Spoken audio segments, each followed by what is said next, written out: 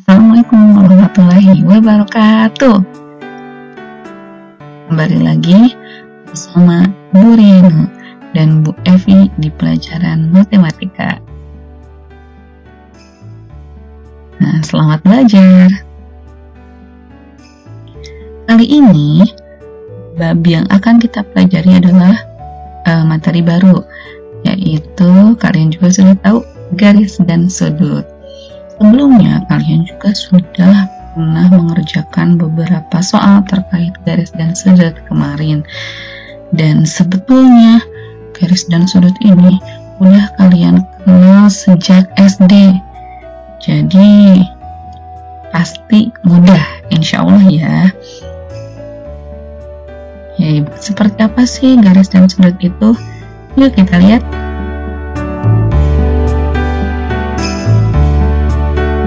Oh iya, sebelumnya ada perhatian terlebih dahulu nih. Nah, pertama, sediakan alat tulis dan buku catatan matematika kalian sekarang ya. Kenapa sekarang? Karena selama video berlangsung, kalian harus mencatat bagian-bagian yang pentingnya. Dan kita akan ada 2 sesi latihan di dalamnya. Jadi di PPT ini nanti ada latihannya. Nanti kalian yang tulis di buku. Nah, ini mana jawaban latihannya itu di buku matematika kalian. Oke, dan jangan lupa sebelum mulai kita harus berdoa. Bismillahirrahmanirrahim. Oke, sudah siap? Oke, setelah sudah siap, kita lanjut. Nah, pertama, apa sih garis itu? Ini Ibu punya ada 2 garis ini, yang pertama yang A dan yang kedua yang B ini.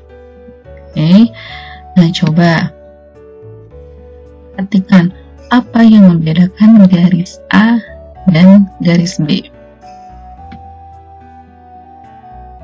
Nah, pasti kalian bilangnya, oh garis B itu ada tanda panah Bu, sedangkan di kedua ujungnya ini nih. Nah, sedangkan di yang A ini tidak ada panahnya. Sip, betul. Jadi ini for your information, kalau dalam matematika yang A ini disebut ruas garis PQ. Nah, ditulisnya PQ. Nah, seperti itu. Ini ada garis di atasnya. Sedangkan yang ini, jika kedua ujung P dan Q ini diperpanjang tanpa batas, maka cukup tambahkan panah seperti gambar B, dan barulah kita peroleh yang namanya garis PQ, atau ditulis sama seperti ini PQ itu. Bedanya ini ada panahnya. Seperti itu. Oke.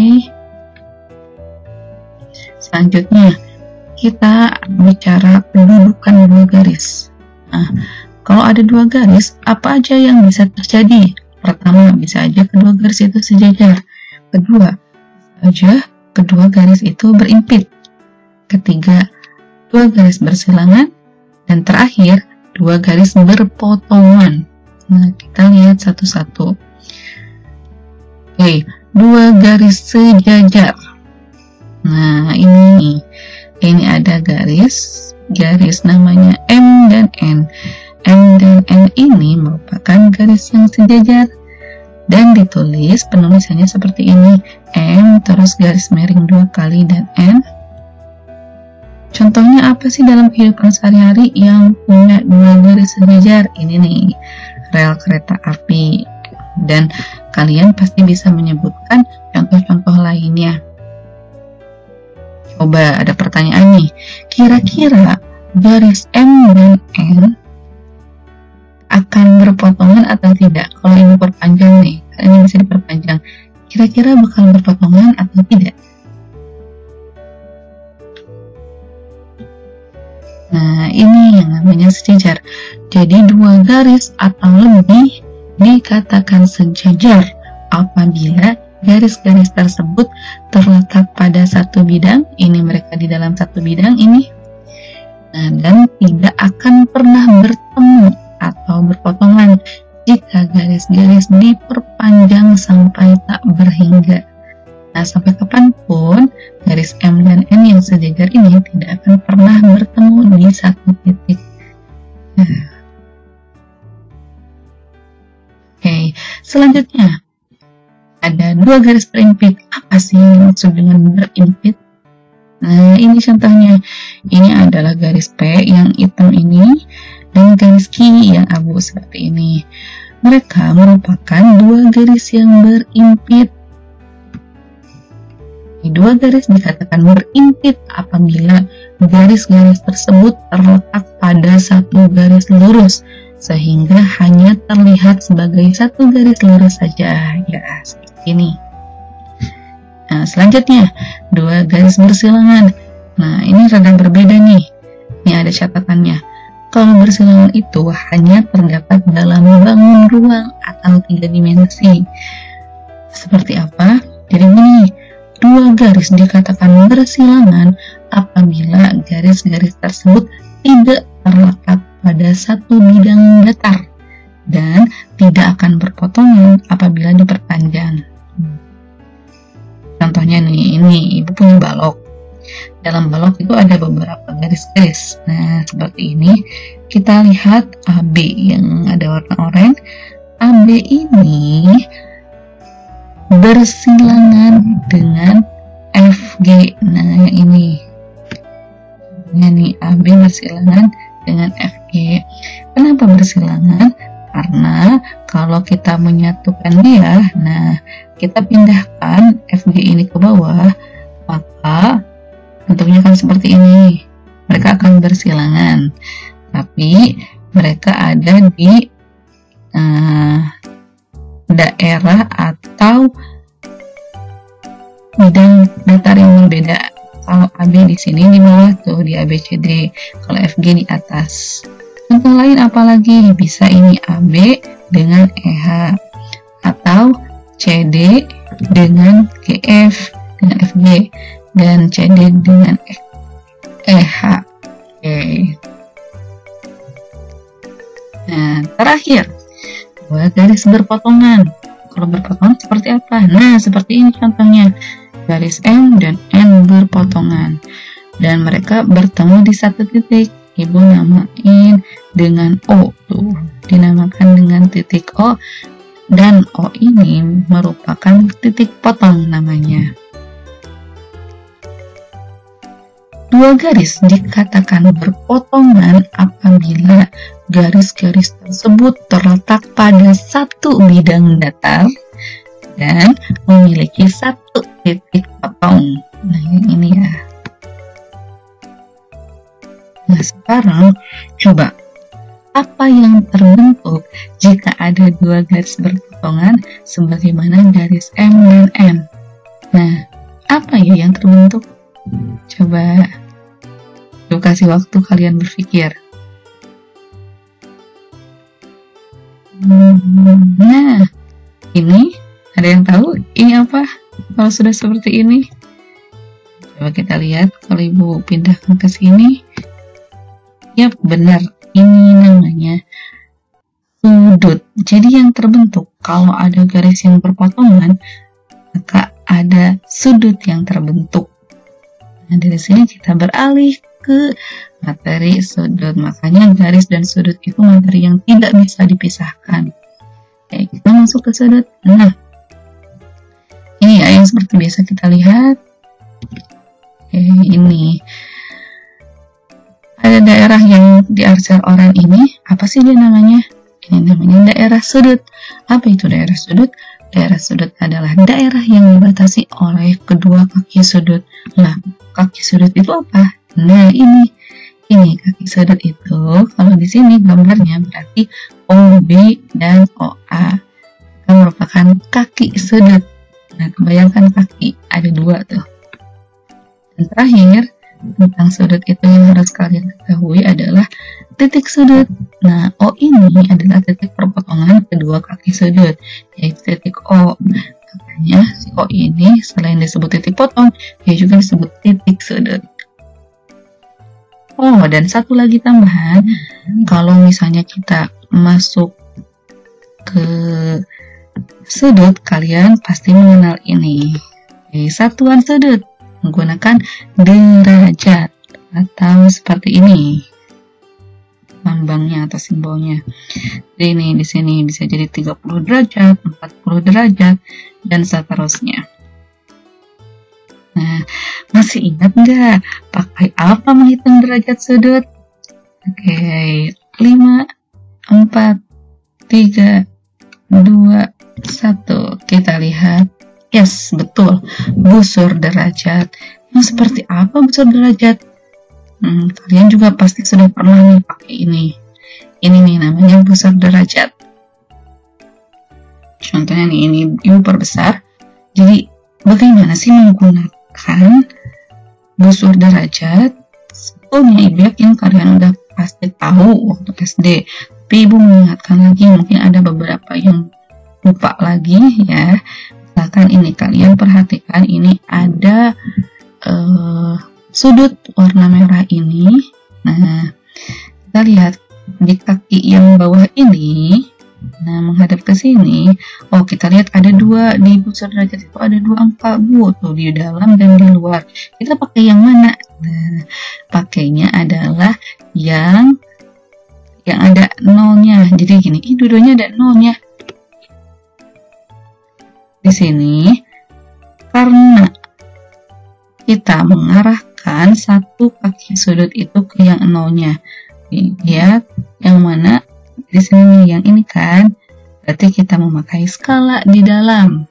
Lalu kita hitung nih ke sini 10, 20, 30, seterusnya sampai kaki bertemu kaki sudut yang sebelahnya. Nah, sampai sini ternyata dia menunjukkan angka ini ya, 140. Berarti sudutnya adalah 140 derajat. Seperti itu. Oke. Dan yang perlu kalian ketahui tentang sudut adalah tentang notasi dan nama sudut. Penamaan sudut. Misalnya ibu punya sudut ini, kita bisa memberi nama seperti apa untuk sudut ini. Nah, sudut tersebut dapat diberi nama sebagai berikut. Ada 4 nama, istilahnya seperti nama panggilan. Ini bisa disebut sudut O. Kenapa O? Karena titik sudutnya adalah O. Lalu bisa juga kalian menuliskannya sudut A, O, B. Dan bisa juga B, O, A.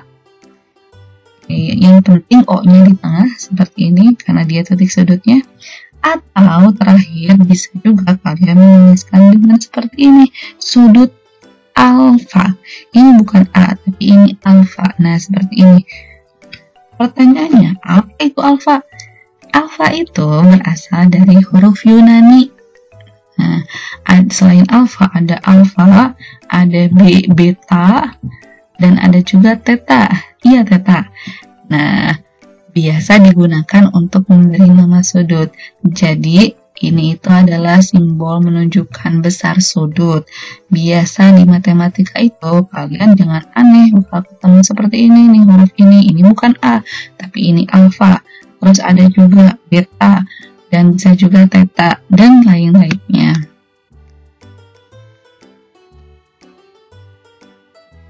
Jenis-jenis sudut. Ada berapa jenis sudut? Kita lihat. Nah, ada 4. Yang pertama, kalian juga sudah tahu pasti sudut lancip. Apa itu sudut lancip? Sudut lancip itu besar sudutnya antara 0 sampai 90 derajat. 0 dan 90 derajat maksudnya ya. Dan yang kedua adalah sudut siku-siku. Nah, kalau sudut siku-siku itu pas tepat besarnya 90 derajat. Nah, ini di sini tandanya seperti ini nih. Ini artinya dia 90 derajat. Sudah pasti kalau seperti ini. Terus selanjutnya sudut tumpul.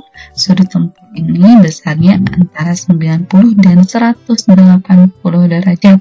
Nah, ini 180 derajat. Antara ini contohnya. Dan terakhir adalah sudut refleks. Nah, apa itu sudut refleks? Sudut refleks itu yang besarnya lebih dari 180 derajat nih. Besar banget tuh. Seperti itu.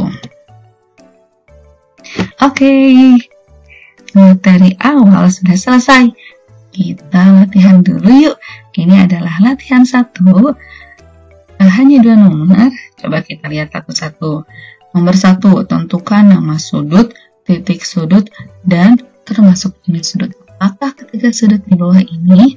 Jadi ada 3 nih, yang ini. Contohnya nih, misalkan yang KLM ini kalian kasih nama. Tadi kan bisa disebut 4 nama. Terserah mau pakai apa, mau sudut L, KLM, MLK, atau sudut. Ya udah, berarti itu aja karena tidak ada di sini keterangannya. Dan titik sudut, titik sudutnya berarti yang mana? Yang ini. Oke, dan seterusnya kalian kerjakan. Dan yang kedua, ini sifatnya bebas. Kalian gambar 2 buah sudut lancip, bebas mau berapa derajat terserah. Dan 1 buah sudut siku-siku. Kalau ini udah pasti berapa? 90 derajat. 2 buah sudut tumpul dan 1 sudut refleks. Jadi ada 2 tambah 1, 3 tambah 2, 5 tambah 1, 6. Ada 6 sudut yang harus kalian gambar dan hitung masing-masing besar sudutnya menggunakan busur derajat. Nah, nanti kalian pakai busur derajat memberi keterangan sudut ini itu misalnya 30 derajat seperti itu. Bebas ya, jadi tiap orang pasti bakal berbeda-beda ukurannya. Semangat, jangan lupa tulis soalnya juga ya. Kata Puh seperti itu. Nah, kalian bisa nih sekarang stop dulu video ini, lalu kalian tuliskan soalnya dan mulai mengerjakan agar kalian tidak lupa. Oke.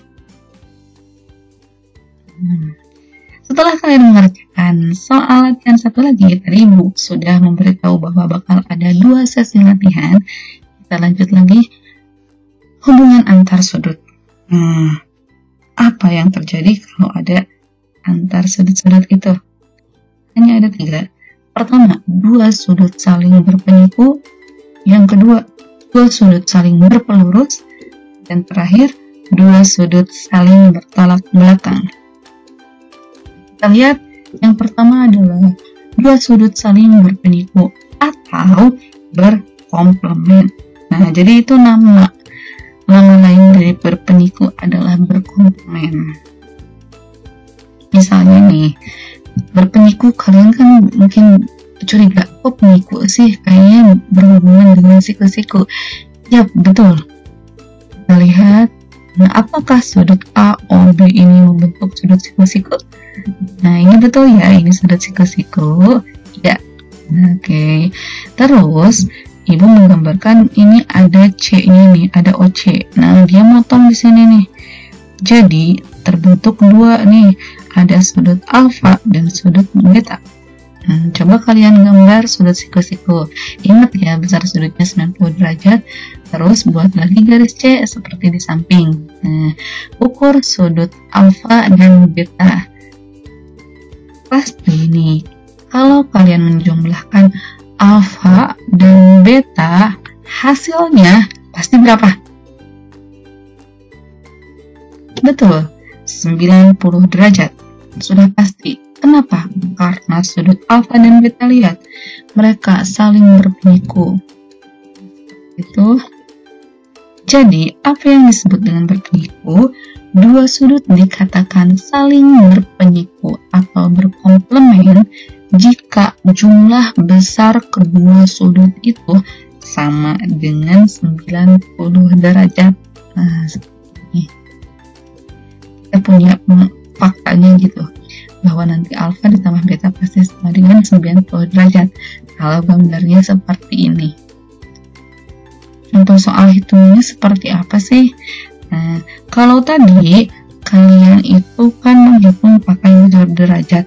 Sekarang tidak perlu busur derajat karena ini ditekankannya adalah menghitungnya. Seperti apa? Nah, contohnya ini, kita lihat, apakah AOB ini sudut siku-siku? Ya, jadi ini berarti berhubungan dengan 2 sudut saling berpenyiku. Sudut apa saja? Alfa dan beta. Tapi ini ada keterangan bahwa diketahui besar sudut alfa adalah 25 derajat. Nah, besarnya ini tuh 25 derajat. Pertanyaannya, tentukan besar sudut beta. Gimana jawabnya? Nah, udah pasti kebayang kan, sudah tahu. Nih jawabnya seperti ini. Karena sudut alfa dan beta saling berpenyiku, yaitu artinya membentuk sudut siku-siku, maka alfa tambah beta sama dengan pasti berapa? 90 derajat. Kita sudah tahu nih alfa ini berapa derajat? 25 derajat. Berarti kita bisa mengganti alfa ini dengan 25 derajat tambah beta sama dengan 90 derajat. Berapa beta? Kalau ditambah 25 derajat, hasilnya 90 derajat. Caranya tinggal dikurangi. Beta sama dengan 90 dikurangi 25 derajat. Hasilnya sama dengan 65 derajat. Selanjutnya, nah, dua sudut saling berpelurus atau bersuplemen. Ini nama lainnya suplemen. Pertanyaannya, apa itu sudut pelurus? Pelurus berarti berhubungan dengan garis lurus. Yaitu, nih, ini adalah garis lurus AOB. Ibu menanyakan nih, ini kalau diukur sudutnya, berapa derajat nih? Coba kalian hitung besar sudut AOB yang membentuk garis lurus seperti itu. Berapakah besar sudutnya? Yang besar sudutnya adalah betul 180 derajat. Nah, kalau kalian hitung pakai besar derajat, pasti garis lurus manapun bentuk seperti bagaimanapun, kalau dia garis lurus pasti besar sudutnya adalah 180 derajat. Jadi apa itu berpelurus? Jadi dua sudut dikatakan saling berpelurus atau bersuplemen jika kedua sudut itu berjumlah 180 derajat.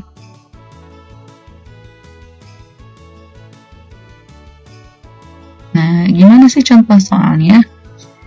Ini tadi ada garis lurus AOB berarti 180 derajat, dan ibu membuat garis di sini, garis orange ini dari titik O ke C hingga ada terbentuk dua sudut, sudut alfa dan beta. Perhatikan gambar di samping. Jika besar beta adalah 140 derajat, maka besar sudut alfa adalah, lihat jawabannya seperti ini.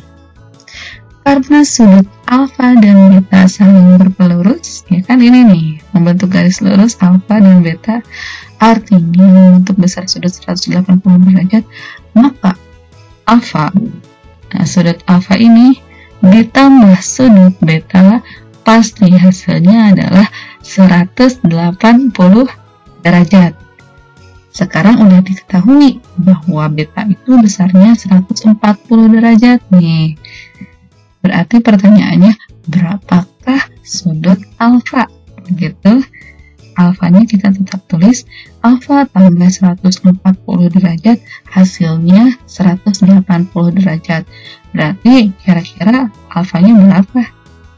Nah, dikurangi ya, 180 derajat dikurangi 140 derajat sama dengan 40 derajat.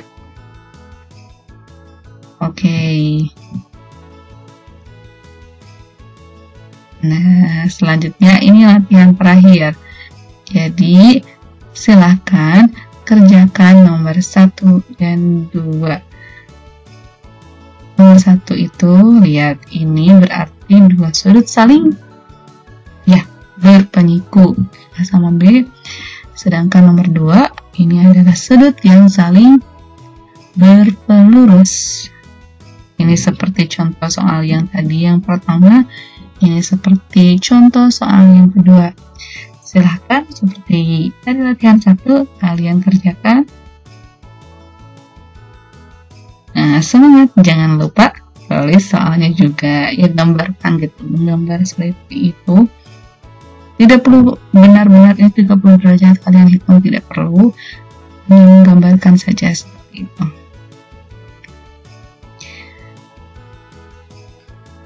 Oke, untuk sudut yang bertolak belakang, next week ya, insya Allah.